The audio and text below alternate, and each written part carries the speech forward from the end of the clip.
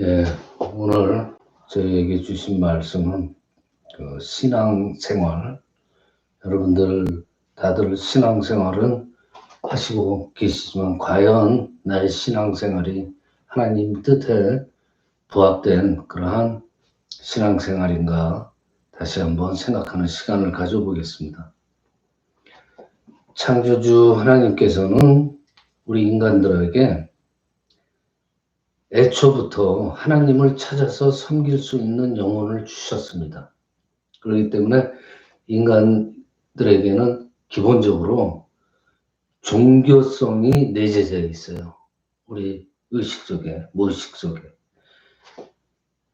그래서 이 종교성, 이 종교심은 우리들의 의지로, 그러니까 자신의 의지된 그 어떤 선행을 행함으로써 의롭게 되려는 노력을 하게 돼 있어요. 그런데 이제 인간이라는 것은 태어나면서부터 죄인으로 태어났습니다. 그렇기 때문에 죽는 날까지 노력을 해도 이 단순한 종교적인 노력으로는 의롭다 함을 받을 수 없는 존재다라고 성경에서는 여러 곳에서 강조하고 있습니다. 여러분들, 우리가 우리 의지대로 그냥 우리 사람들의 선행으로 우리가 의롭게 될 수 있었다면은 예수님이 십자가에 못 박혀 죽을 필요는 없었어요. 그렇죠? 사람의 노력으로 의롭다함을 얻을 육체가 없었기 때문에 예수님이 오셔서 대속제물이 되셨고 예수 그리스도를 우리는 믿음으로 해서 의롭다함을 얻도록 하신 거예요. 자, 이 신앙생활이라는 것은 예수님께서 십자가에서 흘리신 그 보혈을 우리가 믿는 거예요. 그리고 그 믿음으로 의롭다함을 얻게 되고 구원을 받게 돼요. 그래서 그 구원받은 것을 감사해서 하나님께서 우리에게 주신 말씀에 순종하면서 하나님을 섬기는 것. 이것이 바로 신앙생활이에요. 에베소서 2장 8절 9절 보시면요. 너희는 그 은혜에 의하여 믿음으로 말미암아 구원을 받았으니 이것은 너희에게서 난 것이 아니요 하나님의 선물이라 행위에서 난 것이 아니니 이는 누구든지 자랑하지 못하게 함이라 라고 말씀하십니다. 하나님의 은혜로 예수님을 믿고 구원을 받았으므로 구원은 사람의 선행이나 또는 율법을 지키는 그 노력으로 받은 것이 아니라 하나님께서 선물로 주신 거예요. 그래서 우리는 자랑할 것이 아무것도 없어요. 오직 하나님께서 주신 것에 대한 감사만 있을 뿐이에요.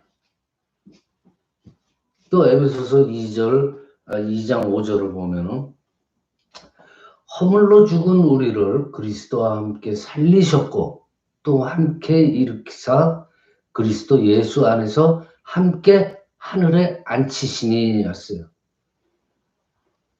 문장을 잘 보면요. 얼마나 놀랍고 감격스러운지 몰라요.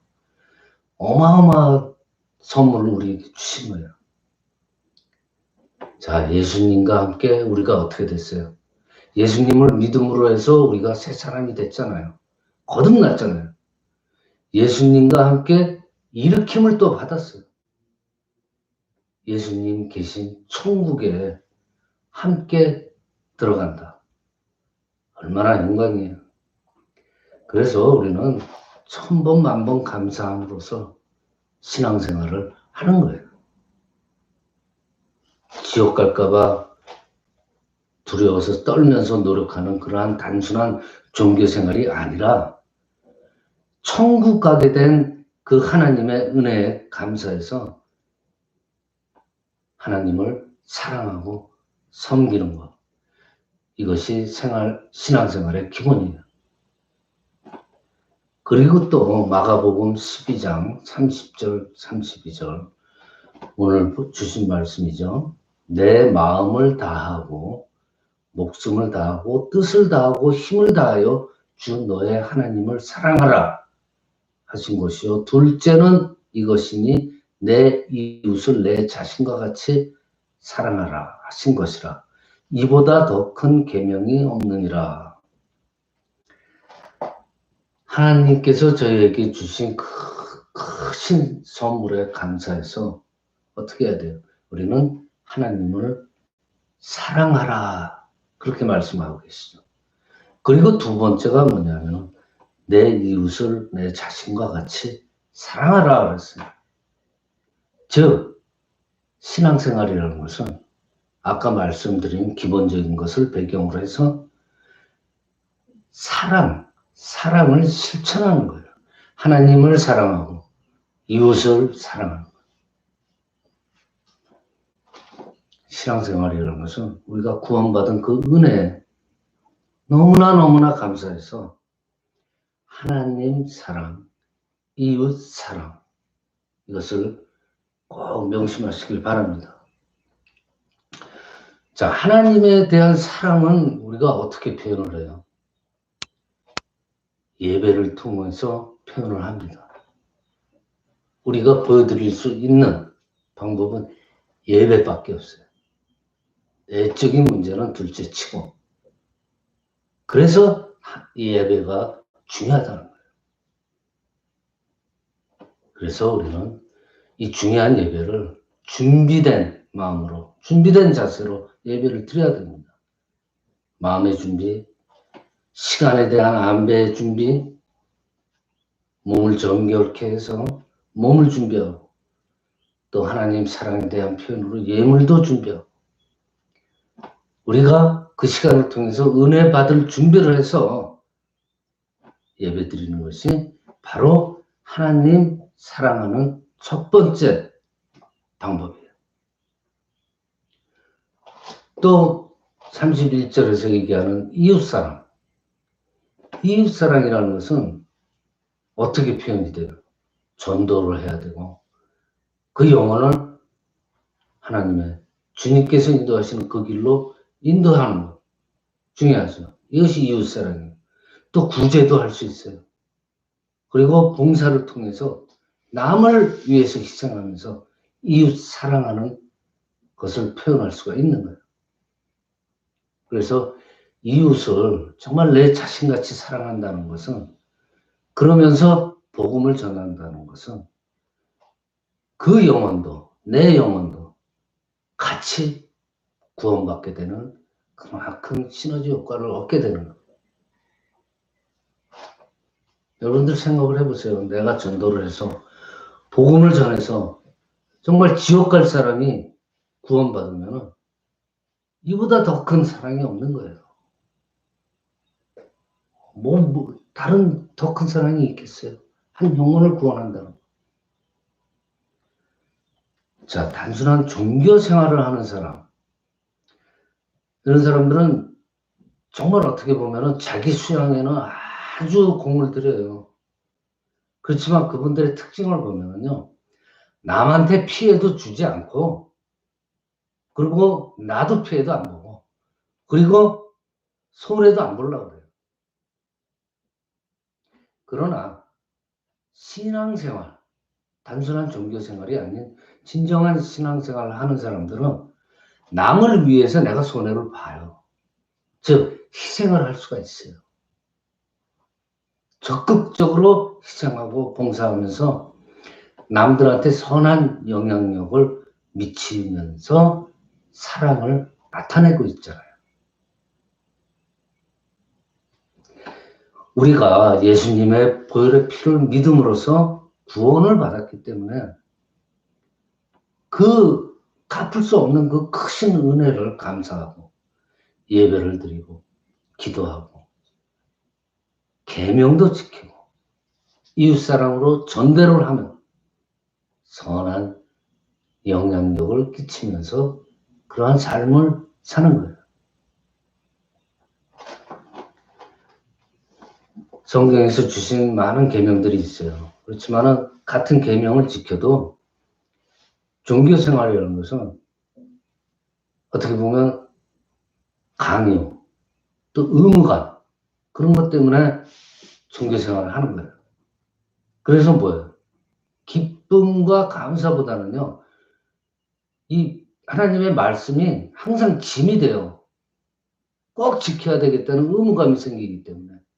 그래서 무거운 짐이 되고, 또 하나님의 말씀을 못 지키게 되면 어떻게 돼요? 죄책감이 생겨요.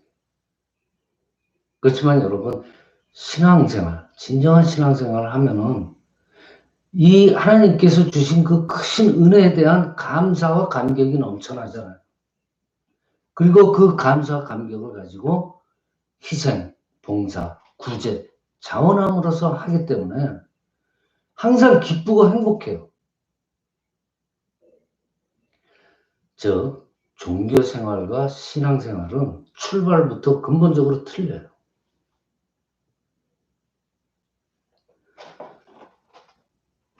자, 이 변화가 많은 시대에, 지금 21세기죠. 이 21세기에서 교회라는 존재가, 이 교회는 이제는 어떻게 보면은 상담, 치유 상담이나 내적 치유 목회로 가지 않으면 안 되게 돼 있어요. 실제로 한국 사회나 미국 사회, 뭐 이민 사회 다 보면은요, 가정들 보세요. 사회적, 경제적, 교육적, 종교적인 차원, 어느 면에서는 보나 특히 코로나 시대, 팬데믹 시대가 오면서 완전히 드러났잖아요. 위기를 맞고 있어요. 뭐 폭력이 난무하고 아이들은 가출을 하고 또 이 세상에서 좀 더 편하게 살고 싶기 때문에 일을 더 많이 하게 돼서 일 중독도 요새 새로운 화제의 대두거리로 대두되고 있어요. 또 이 시대에는 혼자 고립적인 그런 관계가 자꾸만 깊어지면서 집안에서 뭐를 해요? 무리하니까 알코올 중독, 또 성 중독, 자살하게 되고 청소년들이 비행을 하게 되고 이렇게 역기능적인 그러한 기능들이 이 사회에 지금 만연해 갖고 있고 지금 아주 심각한 상태입니다. 그래서 이 21세기의 교회들은 정신을 차려야 돼요. 그분들을 가서 접근을 해야 돼요. 접근하는 방법을 여러 가지 찾아야 됩니다. 지난날처럼 교회 예배당에 앉아가지고 가만히 앉아서 성도들이 오기를 기다리는 그러한 목회는 이제는 지났어요. 예수님도 예수님 시대에 그 시대에 맞게 옷을 입고 그 시대에 맞게 음식을 드시고 그 시대에 맞게 전도하고 사역을 감당하신 거예요. 그 시대에 맞게, 상황에 맞게. 그러면은 21세기 이 교회도 이 시대에 맞춰야 돼요. 목적은 뭐예요? 전도, 구원 아니에요.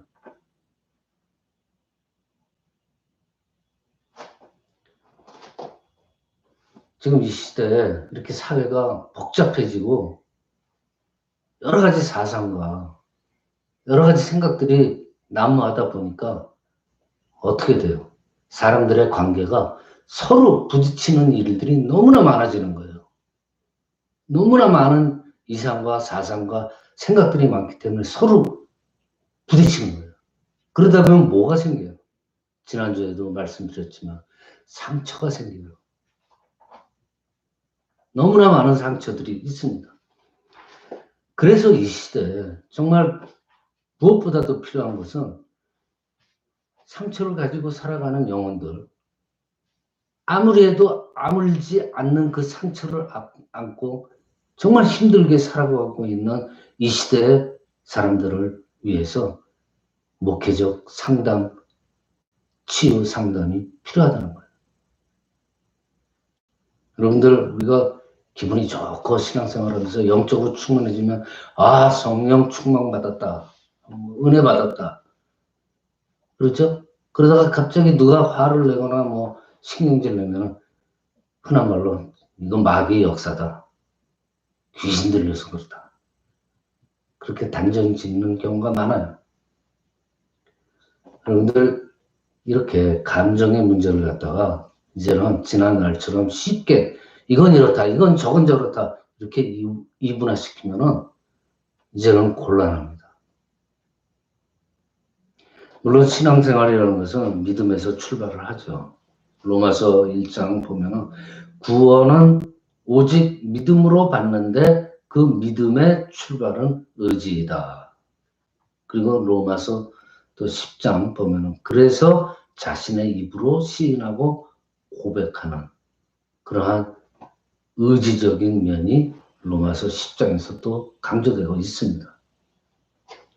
그렇지만은 아까도 말씀드렸지만 나 자신의 인간적인 의지가 강조되고 그것을 따르다 보면은 무슨 생활이 돼요? 종교 생활이 되는 거예요. 즉 신앙생활의 전부가 아니라는 거죠. 나 자신의 의지만으로. 그래서 신앙생활 하면서 의지적인 면이 너무 강조되거나 종교적인 행위가 너무 강조되다 보면은 우리 내적인, 우리 마음의 상태가 무시되는 결과가 올 수가 있어요.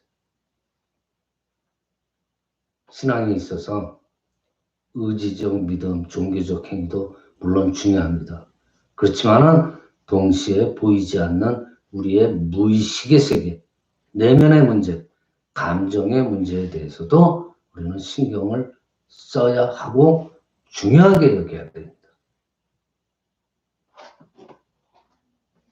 누가복음 17장 보면은요, 하나님 나라도 외적으로 볼 수 있게 하는 그런 임하는 것이 아니라 어디에 있다고 그랬어요?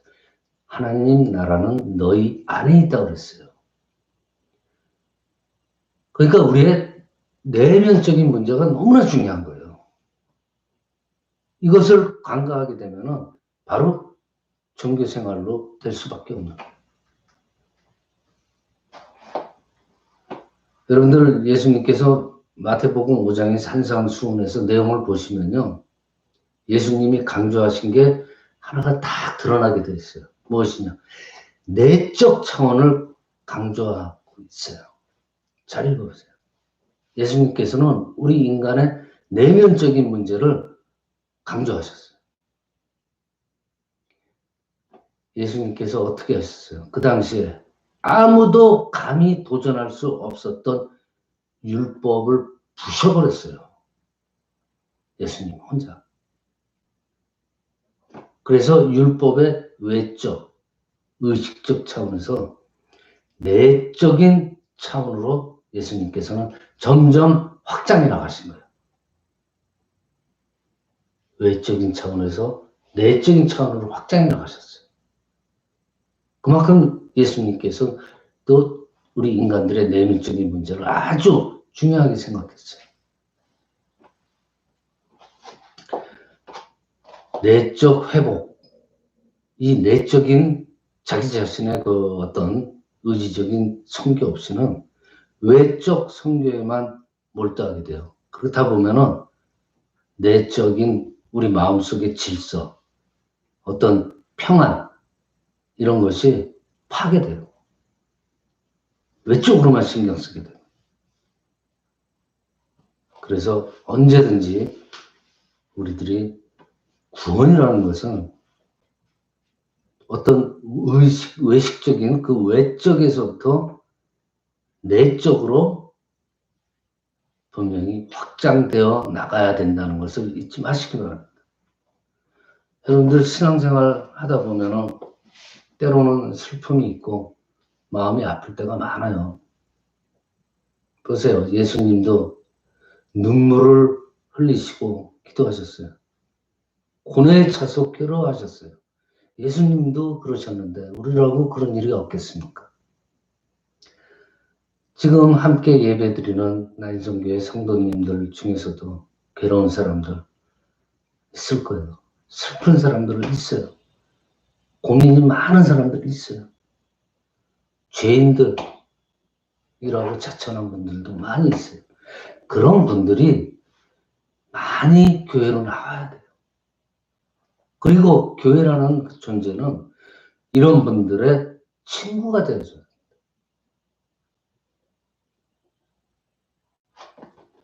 기독교적인 이 내적 치유, 이 내면적인 문제를 어떻게 보느냐. 인간의 무의식 속에 묻혀있는 그 내가 가지고 있는 내 속에 숨어있는 아니면 과거의 상처들을 발견을 해가지고 정직하게 직면하게 하는 거예요. 항상 생각하기를 거부하는 그 아픈 상처들을 정직하게 꺼내게 만들어주는 거예요. 그래서 그 상처들을 치유해서 더 이상 지금 현재 나의 삶에 더 이상 영향을 미치지 못하게 하는 거예요. 그리고 용서와 사랑. 그래서 과거의 모든 것, 과거에 있었던 모든 대인관계라든지 과거의 어떤 환경이라든지 이런 것들을 긍정적인 것으로 받아들이게 다시 바꾸게 되는 거예요. 그것을 망각할 수 없다면은 그것을 긍정적으로 바꾸자는 거예요. 그래서 건강한 관계를 그 상처와 나와 관계를 건강하게 만드는 거예요. 그래서 주님 안에서 행복한 삶을 영위하자라는 게 바로 기독교적인 내적 치유의 정의예요.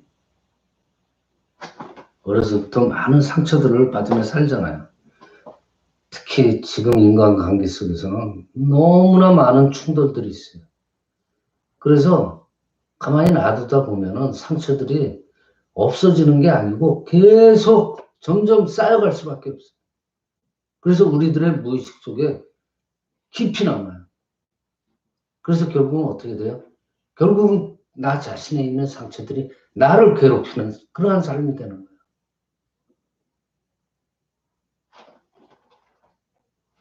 마태복음 13장에서 예수님은 무슨 표현을 썼어요? 씨 뿌리는 농부의 비유를 했잖아요. 씨만 뿌리면 될 것 같지만은 내 마음에 따라서 씨는 자라나는 모습이 다르다는 것을 말씀하시고 계세요. 아무리 좋은 씨앗이 떨어져도 내 마음이 딱딱하게 굳어져 있으면 그 씨앗은 자랄 수가 없습니다. 마음속에 가시들이 많아가지고 상처들이 너무나 많아서 무거운 돌멩이들로 마음이 채워져 있는데 물도 안 들어가고 메마르고 무거워져.